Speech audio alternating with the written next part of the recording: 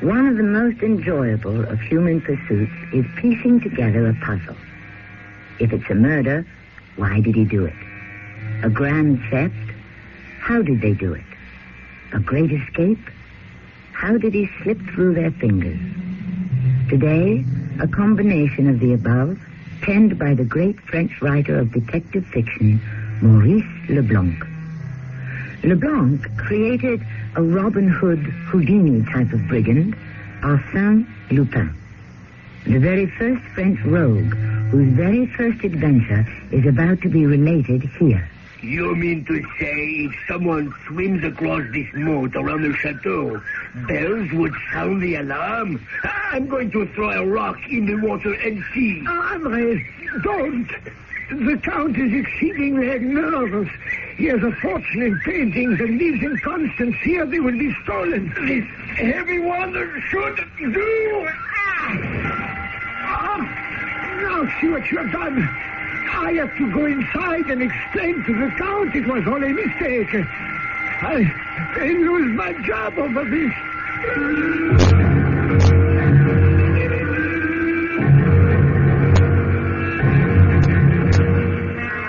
Our mystery drama, My First Rogue, based on a story by Maurice Leblanc, was adapted specially for the Mystery Theater by G. Frederick Lewis. It stars Lee Richardson and Bob Caliban. It is sponsored in part by Cat's Paw, Heels and Soles. I'll be back shortly with Act 1.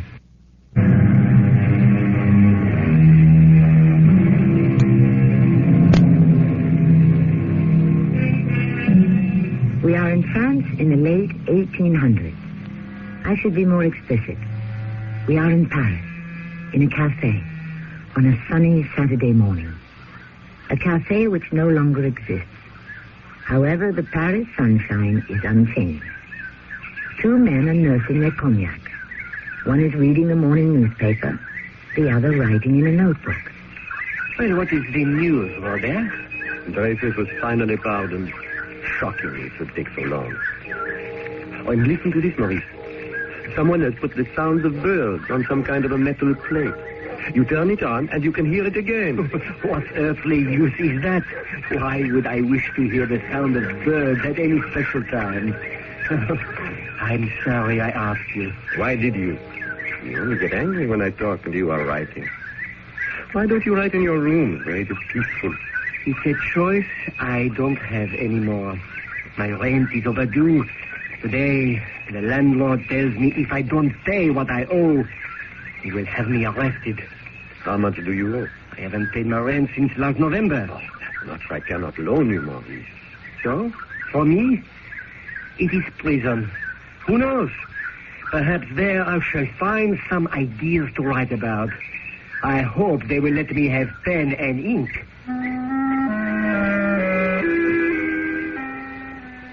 It was in the prison Fontenay that I made the acquaintance with Arsène Lupin.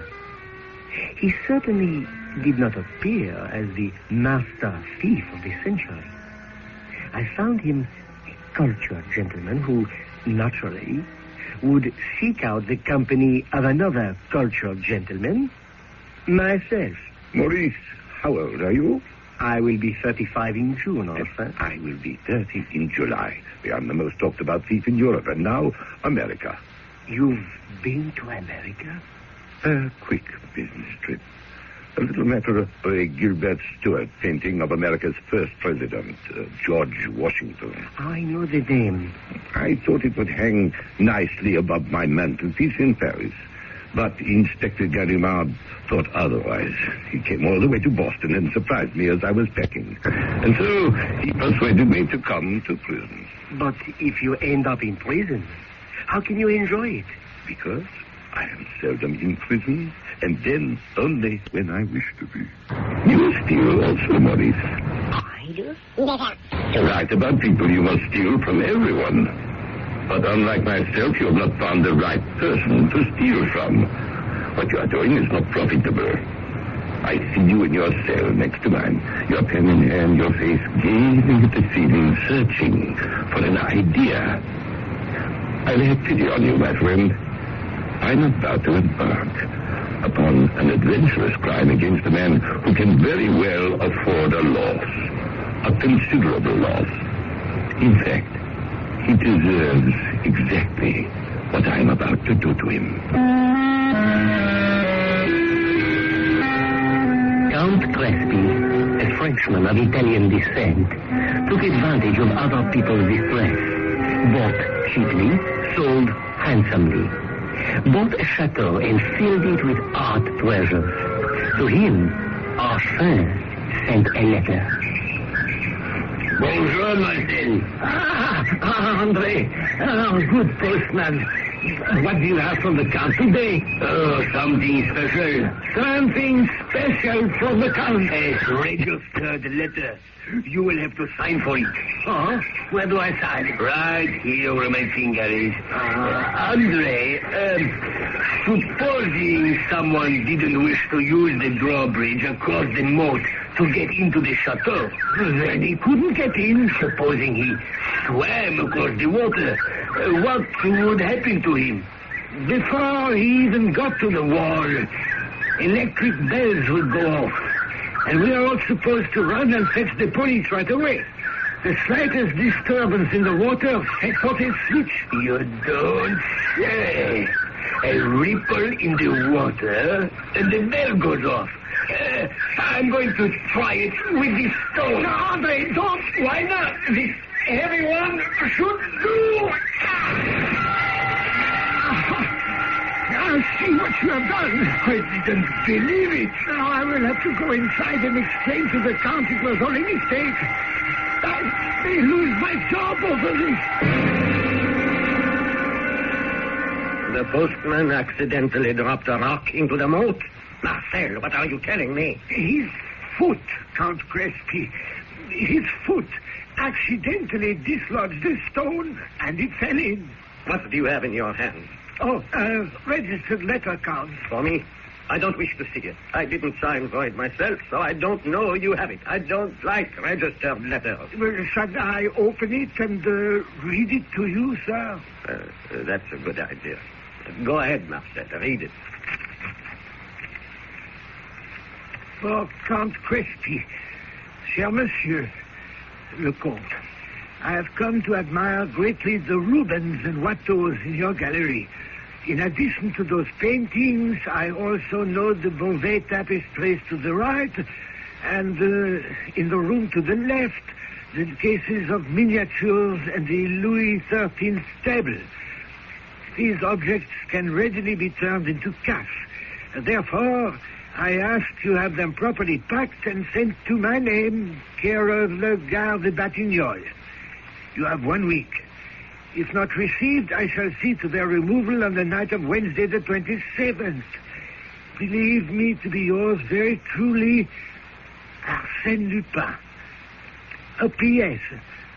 Don't send me the larger of the two Watteaus. It's a copy. The original was burned by Barras during the Revolution. And don't send the Louis XVI Chatelaine, the authenticity of which is exceedingly doubtful. That's all he says, sir. No. Did you ever hear anything like that? He seems very sure of himself. I cannot understand how he has such precise knowledge of the rooms in the chateau where the paintings are hung. Who told him?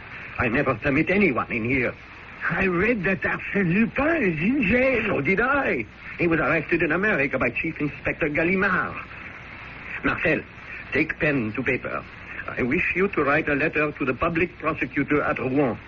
Enclose this letter from Arsène Lupin and demand police protection.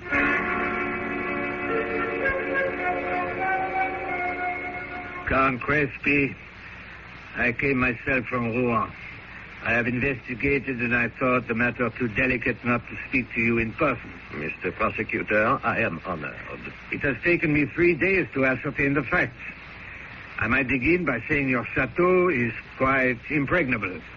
I had to call to the gatekeeper, identify myself, and the drawbridge was lowered over the moat, and your secretary came out to meet me and took me through 4 heavily barred and locked doors. You are right. Why I suddenly became so concerned, I do not know.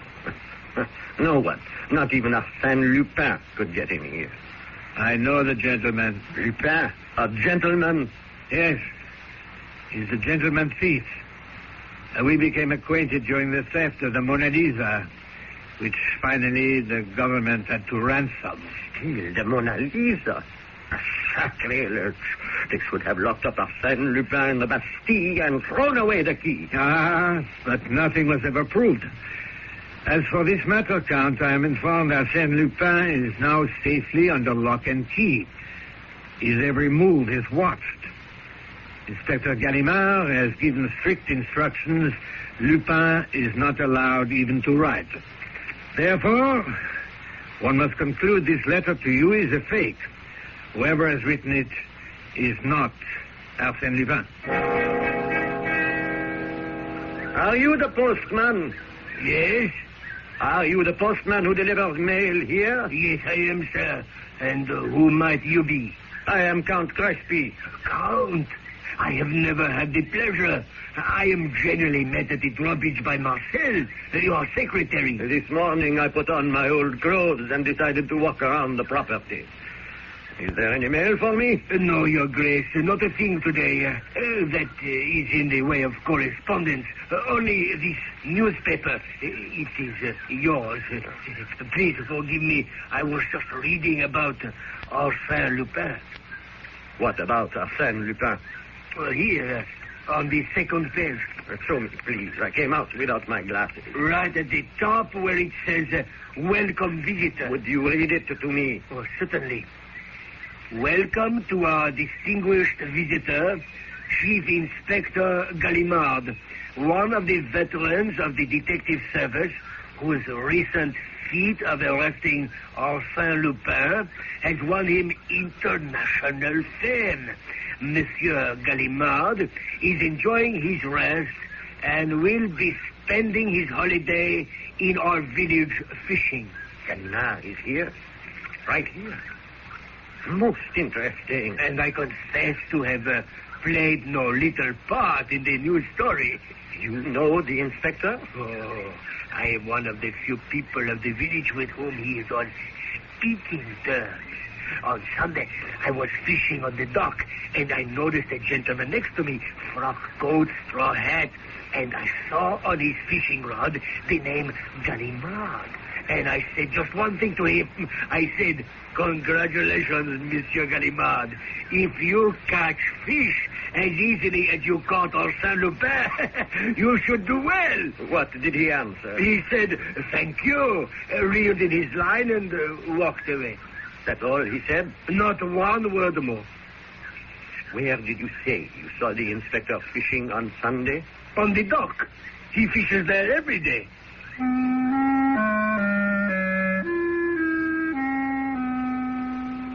That, in effect, is how Arsène Lupin's latest escapade was revealed to me. The following day, my old friend Robert, the salesman at Beaumarchais, came to see me. Robert, nice of you to visit me in jail. Maurice, I've decided to bail you out of prison. Thank you very much, but, no. What? I am at the beginning of a fascinating story of a man. Who is it? My first rogue. And if I leave the prison, I shall never know what happens to him. Let me say 2 words to you, and then you'll understand. Arsène Lupin.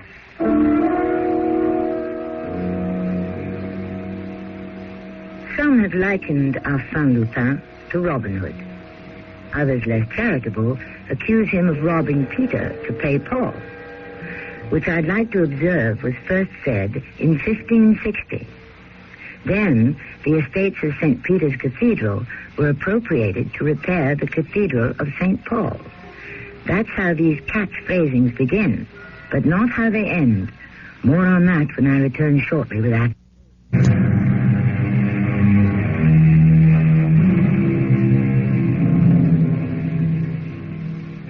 We return to a small French village outside of Paris, a town noted for its ancient chateau, surrounded by a wide moat, owned by Count Crespi.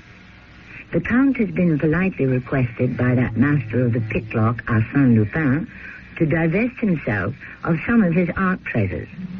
But Lupin is in jail. Did he write that letter, or is it a hoax? Author Maurice Leblanc picks up the story. Not only was I in the prison cell right next to Arsène Lupin, but we had occasion often to talk in the exercise yard.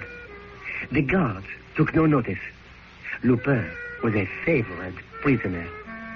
Stealing was essentially a game to him, and I remember him laughing and saying, "I am sure I have thrown that miserable millionaire Count into quite a frenzy," which he had. Marcel, where are you? Count, I'm terribly sorry, but I did not hear you at first. I hope you hadn't been calling me long. I was just supervising the locksmith putting a new lock at the servants' entrance. He is gone, has he? Oh, yes. I made sure he left and locked up. I don't want anyone on the premises, understand? Yes, I do, Count. Why did you call? Did you know Gallimard is here? He is? The inspector who arrested? Oh, he's here, is he? In the chateau? No, you fool. In the village. I got the news from the postman. It's in the local paper. I shall go find him and talk to him. The inspector. Imagine that. Right in our own backyard, so to speak. Inspector Gallimard? You know me? We have met. No, sir. I have not been that fortunate. I am sorry if I disturb your fishing. I'm surprised you recognize me.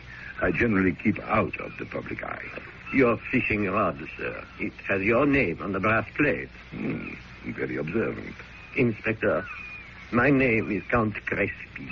I own the chateau 1 kilometer from town. It's an old chateau, a moat around it. I am very well protected. Do you have need for a moat? It came with a moat. I see. I have a very fine collection of paintings, objets d'art, miniatures, and almost a week ago, I received a letter. Whoever wrote it knows exactly where each of my works of art is kept. Now, who else but Arsène Lupin? Sir, if I had the smallest doubt of the authenticity of your letter, believe me, the pleasure of once more looking up that dear Lupin would outweigh every consideration. Unfortunately, the man is already in prison. Suppose he escapes. From the Fontenay prison, no one escapes. But Lupin is known for that. He is slippery, he is daring. If he does escape, so much the better. I will catch him again. Go home, Count. I tell you, you can sleep soundly. Nothing will happen. But I fear... Go away and stop frightening my fish. Count Crespi, I saw you yesterday. Now you appear again. I am displeased. Let me make this plain. I'm here on holiday. I've come to this village hoping to enjoy peace and catch fish. Please, go away. Inspector, there is a new development. Another communication from Arsène Lupin. A telegram. Look at it. No goods received in Batignolles. Get everything ready for tomorrow night. Arsène. Well? Tomorrow is the 27th. Wednesday. It's fixed for tomorrow, just as he warned me. What is? The burglary. The theft of my collection. A tremendous loss. You are the only person in the world who always knows how to catch that man. And I hoped... No, that's not true. The famous theft of the Mona Lisa, which Lupin was most certainly responsible for, although we could never actually pin it on him. We never caught him. You see, it is art that interests him. It is not art that attracts Lupin, far from it. It's the ransom money. You had to pay a big ransom to have the Mona Lisa returned? I didn't pay it. The French government did. Hefty ransom it was, too. And the trouble we had to keep it all a secret. Very embarrassing for the security of the Louvre, you can imagine. But whether the money went to Lupin or Lupin engineered the theft, it was never proved. Inspector Gallimard, what fee would you take to spend Wednesday night at my chateau? Not a penny. Don't bother me. And name your own price. I'm a rich man, a very rich man. I am here on vacation. I really have no right to take care of a case. No one shall know. A matter between you and me. Would 10,000 francs be enough? Just one night, Wednesday. Oh, very well. But it's only fair to tell you are throwing your money away. I don't mind. In that case, I agree. Besides, one can never be absolutely sure of Lupin. He's bound to have a whole gang working with him. Yes, I've heard that. That letter and this telegram are a case in point. Here is a man in one of our most secure prisons who is being watched every hour, held incommunicado, and yet able to send them to whomsoever it pleases. Incroyable. Now, you had better leave me. We must not be seen together. Who knows who in this village is not in the pay of Lupin? Tomorrow evening, the chateau, 9 o'clock. On the evening of the 27th, the Count dismissed his servants and his secretary and sent them off to their wing of the chateau to retire. As soon as he was alone, he let down the drawbridge, unlocked all 4 of the bolted doors, and waited. Promptly at 9, Inspector Gallimard and 2 other burly gentlemen arrived. Count Crespi, my 2 assistants, Detective Poignard and Detective Calembert. Oh, good, yes. Good, enchanté. These gentlemen and I have worked together on many a case. Poignard, I'd like you to examine the walls for any unusual openings. And Calembert, I rely on you to look behind all the paintings and tapestries for any hidden doors, and to see to it that all windows are bolted shut when we settle down to await the arrival of the ingenious Monsieur Lupin. Yes, Inspector, as you wish. Good. Lead the way, Count. I've decided the best place for both of you to be on guard is inside the gallery itself. The Count and I will take up our post on the other side of the courtyard, for I doubt very much an attempt will be made through the front. So, we shall keep watch at the back. Count, the central gallery can only be reached through one door. Just one door. That's correct, Inspector. This is the gallery. I keep it locked. It has just this one door, right? Absolutely. May I have the keys, please? Poignard, Calembert, after you have made your examination of the walls and windows, etc., etc., the Count tells me there are plenty of chairs and benches so you can both make yourselves comfortable. Not too comfortable, mind you. Eyes and ears alert. Gentlemen, in you go. There are oil lamps on the table. I shall now lock you in, and we shall greet one another in the morning. See you then, Inspector. Now, Count, to our post.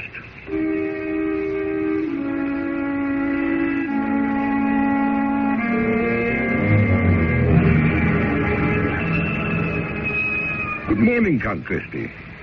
Well, nothing happened during the night. Not a single sound.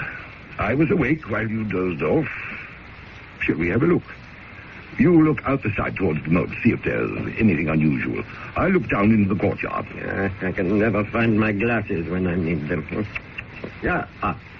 Always on top of my head. Not a stone out of place in the courtyard. Inspector, do you think that if no robbery took place last night, then it won't happen another night? My dear Count, even you, with all your wealth, could not engage me indefinitely. I am so relieved that nothing was taken. I can only presume in the same way Lupin knew where my treasures were kept. He knew you were here, and he called it off. Well, let's go to the gallery and talk to our men this time. Count, you shall be the one to unlock the door.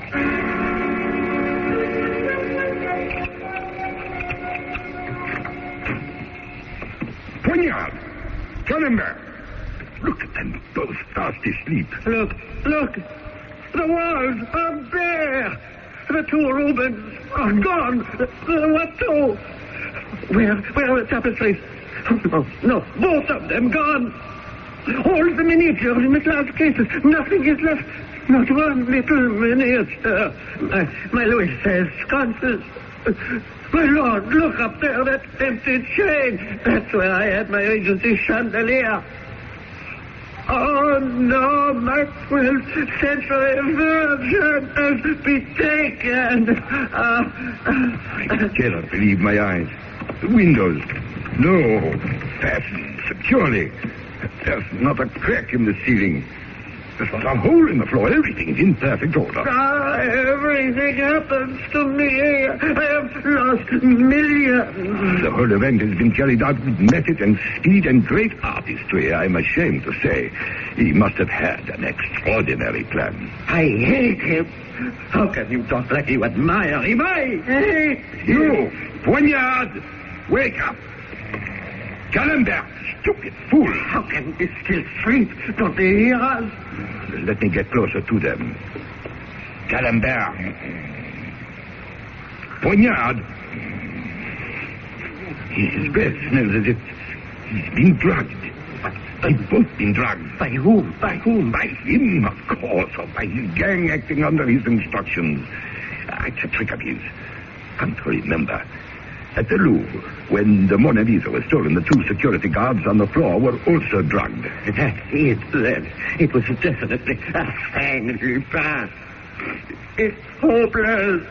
I shall never see my treasures again. My dear Count, you must immediately make a list of what is missing and report it. But what is the use? You might as well try.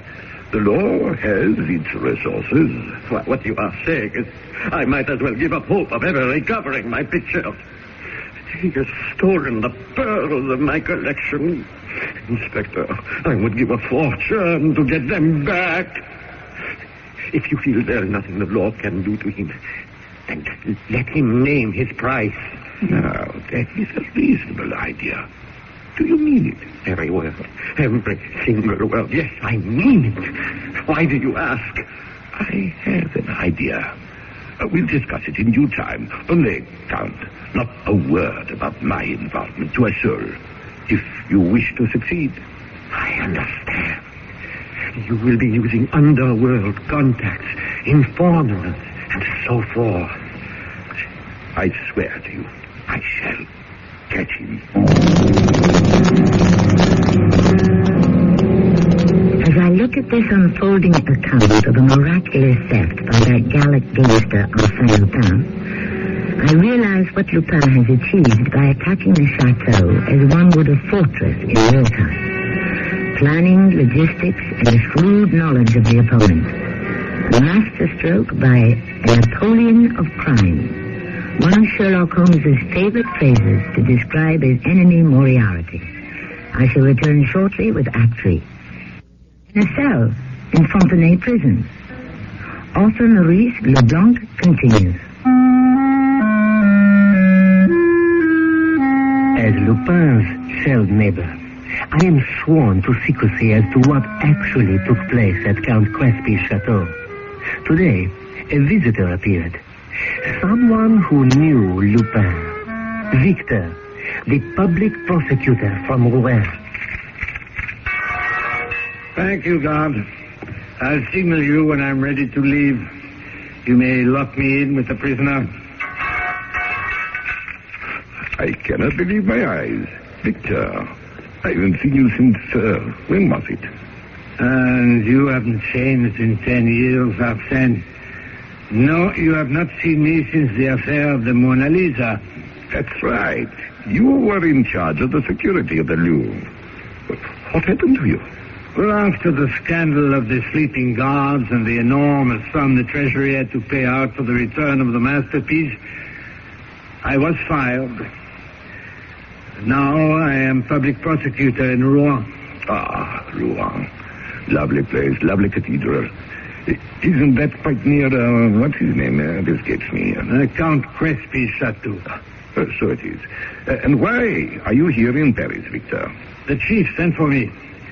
Dubois. Ooh, to head the entire department. He knew of our former association, and he hoped there would be a meeting of the minds.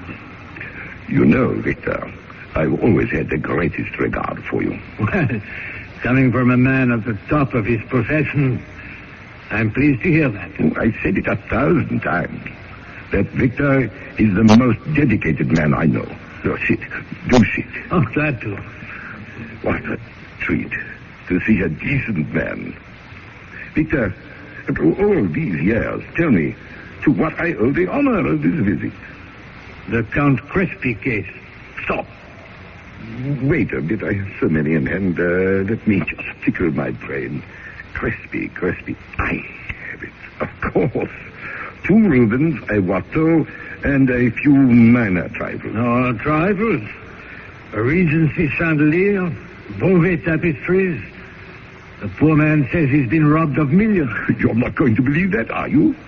And by the way, aside from the chief, how did you get involved in this? The Count sent me your letter, which at the time I believed was a forgery, and I told him so. And the police, I don't have to tell you how little they know. I've seen the morning papers. Again, they're crying for somebody's head. That's why, for old time's sake, I've come to you hat in hand. You are decent to me in the Mona Lisa affair and organized the ransom, that's true. Tell me, what can I do? First of all, the whole Crespi affair was done by you, wasn't it? Off the record. From start to finish. The registered letter to the Count, the telegram? Were sent by yours truly. In fact, I ought to have the receipts somewhere. They've given me a table with 1 drawer. I'm sure I can find them. But this is for the registered letter, and this for the telegram. I thought you were being kept under constant observation and searched on the slightest pretext. Yet you seem to read the morning papers and collect post office receipts. Victor, you have no idea what fools run this place. They rip up the lining of my waistcoat, explore the soles of my boots, listen to the walls of my cell. But not one of them would believe Arsène Lupin would use a drawer in a table as a hiding place. Too obvious. Are you going to explain the Crespi theft a little more? Not so fast. The letter was the essential beginning. Yes? The essential starting point? Indispensable. The mainspring that set the whole machine in motion. The chateau was impregnable. A moat, electric warning bells, bolted doors, etc. How do I go about it? I know the owner, that fat-headed count, lives in fear. One day, he receives a letter from Arsène Lupin, notorious housebreaker. What does he do? Sends the letter to me, the prosecutor. Who will laugh at him because said Lupin is under lock and key. I'm afraid I did just that. And if he happens to read the local newspaper, he learns the famous detective Gallimard is on vacation within walking distance. He believes what he reads. How did that get into the papers? I had put there. Then the fish, the Count, rises to the bait and makes the acquaintance of the man he thinks is Inspector Gallimard, and he begs this man to assist him against me. This is becoming more and more original. So the detective engaged by the Count was not Gallimard. I told you that. Thereupon a telegram. The Count quivers with fear.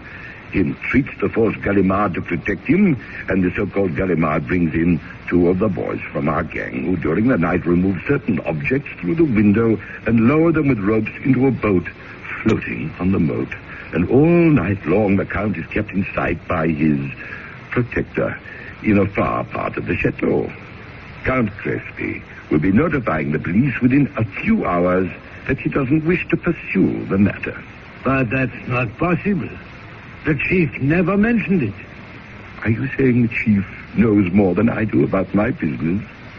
This so-called Gallimard was authorized by the Count to negotiate a deal with me, and chances are when the business arrangements are concluded, the Count will have all his collection returned, and so he withdraws the charge. So there is no question of theft. It never happened. And even if you care to, you, my dear Victor, the public prosecutor of Rouen, will have nothing to prosecute.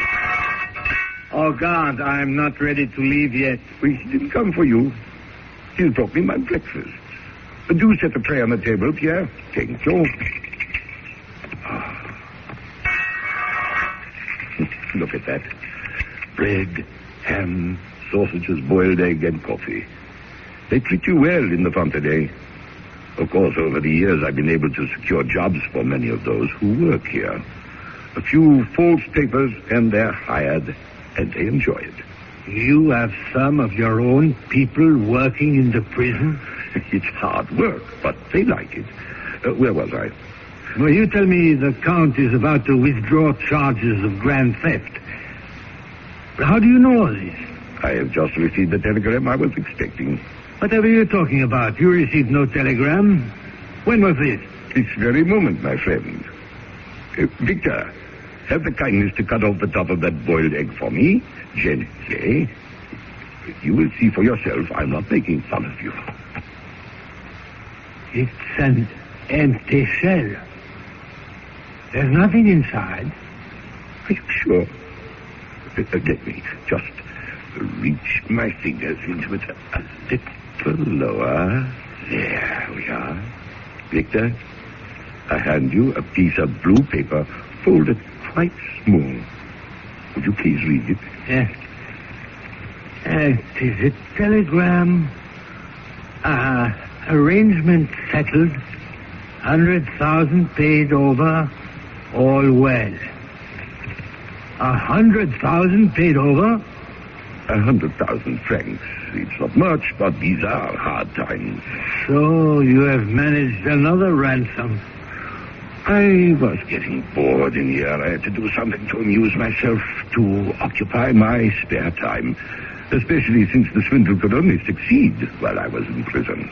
I rather enjoyed playing the part of Inspector Gallimard. I think I did it rather better than he does. You mean that was you? Not an accomplice? Of course it was me. But how did you get out of here? I walked out. How could you do that? As easily as having a telegram brought to me in an eggshell. You simply walked out of this prison and no one said anything? What should they say? They knew I'd come back as soon as my business was completed. Did the warden know? He was the only one in the entire Fontenay prison who was deceived. The rest of the prison staff reported I was in my cell, asleep, awake, at meals, in the exercise yard, etc., etc. Why did they cover for you like that? I told you, the guards are my friends. Arsène Lupin remains in prison as long as he wishes to, and not a moment longer. Oh, God. Will you open up the cell door, please? Victor, a moment. Huh? What is it? You've forgotten your new gold watch. I have? No. Yes. I just happened to find it in my pocket. Here. Please forgive me. An old bad habit. They've taken mine, but that's no reason why I should rob you of yours. Especially since I have a watch here which keeps perfect time. Did I show it to you? Isn't this a beauty? Also, solid gold. Heavy gold chain. And out of whose pocket did it come? A good question. I'll have a look. J.G. The initial J.G. on occasion. Who on earth does that stand for? Of course, I remember. Jean Gallimard. The real Gallimard, who arrested me in Boston. Not many people know his first name is Jean. You ask me how I know all this. These extraordinary machinations of one Arsène Lupin. How could I not? I occupied the cell next to his. The day before he skipped out of prison for good, I had to delicately put to him that I'd been spying on him, and that he so inspired me, I hoped to write a series of Arsène Lupin books, and would he give me his permission to do it? And he said, My dear Maurice, of course you can. I like the name you have chosen to call me. Arsène Lupin. It looks sinful and wolfish. Since it is a name you made up and not my real name, why not? No one in France would recognize it as me, because you will probably have a difficult time making me appear as clever as I am. Au revoir, mon vieux. Bon succès with your books.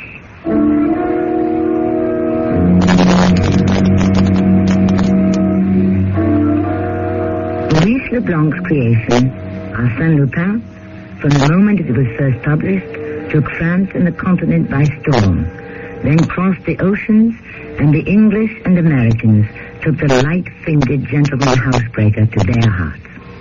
In a way, we can sympathize with a man like that who can bring crime, culture, and cleverness to our imagination. Vicariously, we can steal with him without any of the dangers. I shall return shortly. Everybody calls them age spots. You've been listening to the OTR Gold Network. Find more classic radio at otrgold.com.